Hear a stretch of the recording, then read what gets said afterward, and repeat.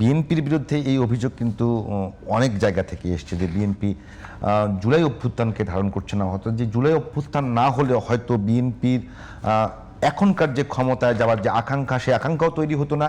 BNP নেতাদেরকে জেলখানায় থাকতে হতো। বিএনপি চেয়ারপারসন বেগম খালেদা জিয়ার যে উনি আল্লাহ ওনাকে বেহেশত নসিব করুন, ওনার জানা যায় যে লাখ লাখ মানুষের যে অংশগ্রহণ এবং উনি যে সম্মান নিয়ে চলে গেলেন, সেইটা হয়তো সম্ভব হতো না যদি ফেসিবাদ সরকারের সময় বিএনপি চেয়ারপারসন পরলোকগমন করতেন, হয়তো ওইভাবে জানাজাটাও করতে দিত না। তো সেই বিএনপি বিরুদ্ধে অভিযোগ, বিএনপি জুলাই অভ্যুত্থান ধারণ করছে না।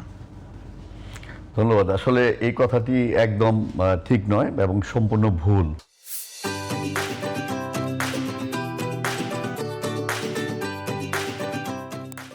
আপনি দেখেছেন যে এই জুলাই অভ্যুত্থানের পর দেশনেত্রী বেগম খালেদা জিয়া এর ইতিপূর্বে সর্বপ্রথম যখন কিছুটা বিদেশ থেকে আসার পর যে প্রথম যখন উনি বক্তব্য রাখেন, তখন কিন্তু ওনার বক্তব্যে উনি প্রথমেই বলেছেন যে এই ছাত্র জনতার অভ্যুত্থানকে উনি স্বীকৃতি দিয়েছেন এবং উনি বলেছেন যে তাদের অর্জন এটা অবিস্মরণীয় থাকবে এবং এটা সমস্ত প্রচার মাধ্যমে সমস্ত জায়গাতে এসেছে যে ছাত্র জনতার অভ্যুত্থানকে বলেছেন এবং ছাত্রদের যে এখানে যে ভূমিকা ছিল সেটাকে বিএনপি আনুষ্ঠানিকভাবে স্বীকৃতি দিয়েছে।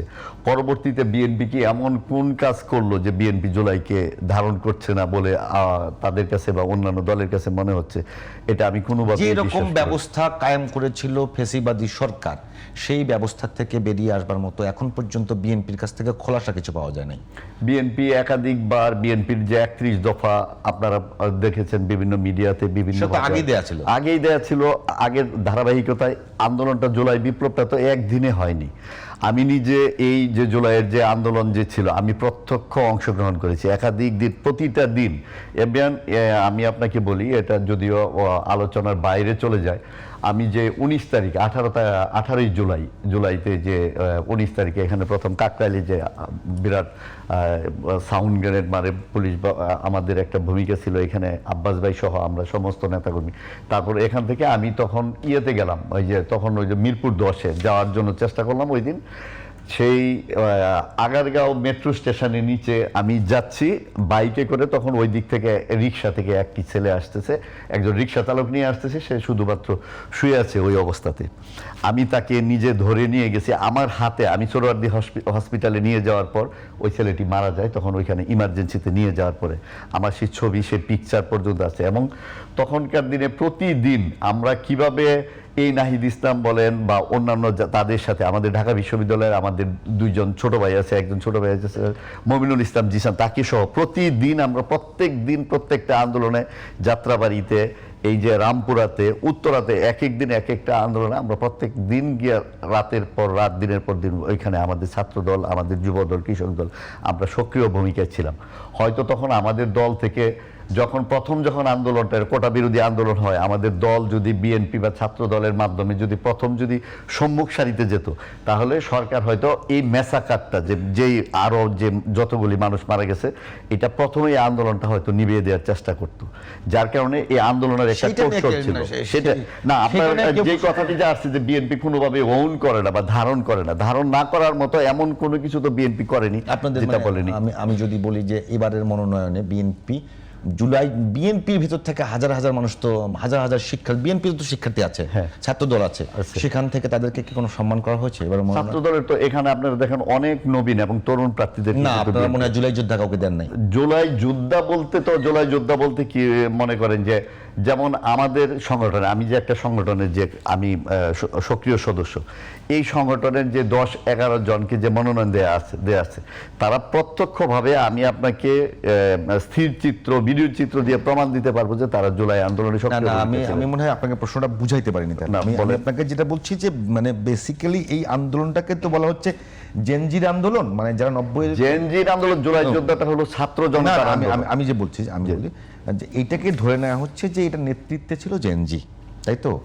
আমার প্রশ্নটা হলো, আপনি মনে বুঝতে পারেন নাই যে এখনো এবারও হিসাব এসছে, এখন পর্যন্ত প্রায় 4 কোটি 4.5 কোটি ভোটার এই জেনারেশন থেকে। হ্যাঁ হ্যাঁ, আচ্ছা 1/4 যেটাকে সেই বলা হয়। জায়গাটাকে বিএনপি কতখানি ধারণ করতে পারে? জেনজির বা তরুণ নেতৃত্বের যে প্রতিনিধিত্ব আপনি যে এই সামনে নির্বাচনে যে বলছেন, আসলে 16-17 বছরের আন্দোলনটা আপনি ঠিক বলছেন যে এই ক্ষেত্রে জেনজি বলেন বা তারুণ্যের যে প্রাধান্য, এটা কিন্তু আমরা বারবার আমাদের অ্যাক্টিং চেয়ারম্যান জনাব তারেক রহমানের বক্তব্যে কিন্তু বারবারই তরুণ বলেছেন, তারা প্রাধান্য দেওয়ার কথা বলেছেন, আমরাও বলেছি। কিন্তু এখানে মনোনয়নের ক্ষেত্রে একটা জিনিস আপনি দেখেন, আন্দোলনটা করা আর মনোনয়ন বা নির্বাচনে জিতে আসা, নির্বাচনে জেতার কৌশলটা কিন্তু ভিন্ন। আমি তো আমার দল হিসাবে বা আপনার দল হিসাবে আপনি চিন্তা করবেন যেই প্রার্থীটাকে আমি সিলেক্ট করলে বা নমিনেটেড করলে আমি পিসফুলি জিতে আসতে পারবো, আমি তাকেই মনোনীত করবো। ইলেকশনে জেতার কথা, আপনি একটা সরকারের ক্ষেত্রে জেনজিকে বা তারুণ্যের লোক প্রাধান্য দেওয়ার ক্ষেত্রে কিন্তু অনেক সুযোগ আছে, অনেক স্কোপ আছে। শুধুমাত্র মনোনয়ন দিলেই যে তাদেরকে সুযোগ দেওয়া হবে আর অন্য ক্ষেত্রে সুযোগ দেওয়া হবে না। সরকার গঠন করলে সরকারের কিন্তু অনেক ধরনের ভ্যারাইটিস, বিভিন্নভাবে ব্রাঞ্চ আছে, স্কোপ আছে কাজ করার জন্য। সেই ক্ষেত্রে কিন্তু নির্বাচনে যখন আসবে, নির্বাচনে জেতার যে কৌশলটা থাকবে, সেটাকে আমি যেই প্রার্থীকে দিয়ে সহজে জিতে আসতে পারবো, আমি কিন্তু ওইখানে প্রাধান্য দেব। এটাই হওয়া উচিত। আমি মনে করি এটা দলের স্ট্র্যাটেজি হতে পারে, কিন্তু আপনাদের এমন প্রার্থীও আছে যে প্রার্থী হারতে পারে না। হ্যাঁ, না হারতে পারে না, কিন্তু জনগণ যদি চায়, এখানে তো হলো নির্বাচনটা তো হলো জনগণ কাকে মনোনীত করবেন তাদের দেশ পরিচালনার জন্য, তাদের প্রতিনিধিত্ব করার জন্য। এটাকেই তো স্বাভাবিকভাবে নির্বাচন বলে আমরা যা বুঝি। তো সেই ক্ষেত্রে বৃদ্ধ হোক, এখানে ইয়াং হোক, সেগুলি কোনো বিষয় নাই, কিন্তু নির্বাচনের কৌশলটা কিন্তু ভিন্ন।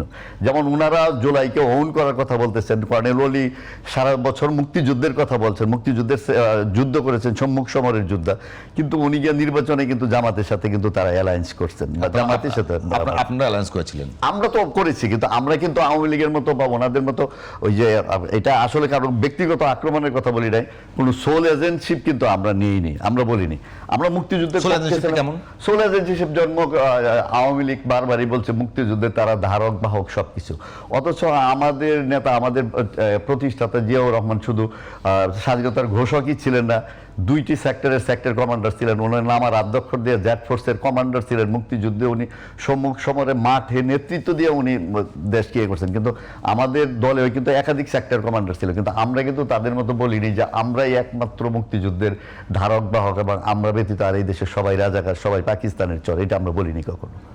আমরা অন্যের প্রতি সম্মান দেখিয়েছি। এই যে জুলাইয়ের কথা উনি বললেন যে বিএনপি জামাতকে এনসিপি মুক্ত করেছে, আসলে এটা মুক্ত করার কিছু নেই, একক কৃতিত্ব নেওয়ার কিছু নেই। এখানে ধরেন, এখানে এটা একটা কম্বাইন্ড রেভুলেশন ছিল, এটা একটা গণমানুষের আন্দোলন ছিল। প্রথম ছাত্ররা নেতৃত্ব দিয়েছেন, তারপরে এখানে সাধারণ আপামর জনগণ এই নেতৃত্বে অংশগ্রহণ করেছেন। নেতৃত্বের দেওয়ার কৃতিত্ব তো ছাত্ররা নিতেই পারেন, এটা আমরা সবসময় দিতে রাজি আছি এবং আমরা এখনো বলতেছি। তবে এটা কি ছাত্র জনতার আন্দোলন, এই জন্যই বলা হয় জুলাই যুদ্ধে কি যে মানে আমি যদি আপনাকে প্রশ্ন করি যে আপনারা কথায় বলছেন সুন্দর কথা, প্রশ্ন হলো 5 আগস্টের পরে প্রত্যেকে তো জুলাই অভ্যুত্থানের পক্ষ শক্তি, বিএনপি বলেন, জামাত বলেন, এনসিপি বলেন, আর বাকি যারা আছে প্রত্যেকে পক্ষ শক্তি। শুধুমাত্র ক্ষমতার কারণে আপনাদের মধ্যে যে এই বিতর্ক এবং আপনাদের মধ্যে সেটা এক প্রকার শত্রুতায় চলে গেছে, এইটাকেই তাহলে আগের মতো থেকে গেল না? আগের মতো এই খুব সুন্দর একটা প্রশ্ন করেছেন আপনি। আপনি যদি জামায়াত ইসলামের ক্ষেত্রে দেখেন, আপনি দেখেন যে এই যে ওনারা বললেন যে এই কিছুক্ষণ আগেও বললেন যে প্রশাসন বিএনপির দিকে ঝুঁকে পড়েছে, আমি শুধু এই কথাটা থেকে আসি। আপনি দেখবেন যে এই প্রশাসনের ক্ষেত্রে বাংলাদেশের যদি সিভিল প্রশাসনের কথা আপনি বলেন, আপনি খোঁজ দিলে দেখবেন এনসিপি বলেন বা জামাত ইসলাম বলেন, যখনই দেখছে যে তারা একটা ক্ষেত্রে একটা জায়গাতে একটা মন্ত্রণালয়ের সচিব আসবে, যখনই দেখা গেছে যে এই মন্ত্রণালয়ের একজন সচিবের নাম 2 জনের নাম আসছে, একজন সচিব, যদিও এটা বাংলাদেশের প্রেক্ষাপটে এটা বাস্তব সত্যতা যে কোনো না কোনোভাবে এই সচিবের বিএনপির সাথে কোনোভাবে বিএনপির প্রতি দুর্বলতা ছিল, বিএনপির প্রতি তাদের একটা সফট কর্নার ছিল বা ডানপন্থী ছিল, তখন জামাত বা এনসিপি মিলে কি করলো, তাকে বাদ দেওয়ার জন্য কট্টর আওয়ামী লীগের একজন লোককে ওইখানে তারা প্রোভাইড করে দিয়েছে এবং তাদেরকে এরকম হয়েছে, এরকম একাধিক। এখনো আজকে দেখবেন যে প্রশাসনের যে 40-50 জন সচিব আছেন, তাদের মধ্যে থেকে আপনি দেখেন যে বেশিরভাগই, এবং এই যে উপদেষ্টা, কয়েকজন উপদেষ্টা আছেন, তারা তো তাদের ভূমিকা এরকম এত কট্টর বিএনপি বিরোধী তাদের ভূমিকা যে তারা প্রয়োজনে একবারে নাম করা আওয়ামী লীগের ছাত্র জীবনে যারা ছাত্রলীগের পদধারী ছিলেন এবং ফেসিস্টের অন্যতম সহযোগী ছিলেন তাদেরকে, এই যে আপনি মৎস্য প্রাণী সম্পদ মন্ত্রণালয়ের একজন উপদেষ্টা আছেন, কয়েকদিন আগে একজন সচিবকে জনপ্রশাসন মন্ত্রণালয় কিন্তু নিয়োগ দিল, কিন্তু শুধুমাত্র উনি ওনার গোয়ার্তরির কারণে উনি জনপ্রশাসন ওই সচিবকে উনি জয়েনই করতে দেন ওনার মন্ত্রণালয়ে, যখন উনি শুনেছেন যে ছাত্র দলের সাথে বা ছাত্র দলের সাথে কোনোভাবে তাদের ইনভলভমেন্ট ছিল, তারা এটি দেয়নি। এরকম আপনি একাধিক প্রমাণ আমি দিতে পারবো যেখানে তারা এই এনসিপিও তাদের সাথে সুরে সুরে তাল মিলিয়ে জামাত তারা করছে, জামাত প্রয়োজনে আওয়ামী লীগকে এখানে প্রোভাইড করতে চাচ্ছে, কিন্তু বিএনপিকে মনে করেন বিএনপি বা ডানপন্থী বা জাতীয়তাবাদী আদর্শে বিশ্বাসী কাউকে এখানে কোনোভাবে প্রশাসনে তাদেরকে থাকতে দিচ্ছে না। তো এই যদি হয় অবস্থা, তখন তো স্বাভাবিকভাবেই তখন বিএনপিও তো বাঁচার জন্য চেষ্টা করবে সেই ক্ষেত্রে।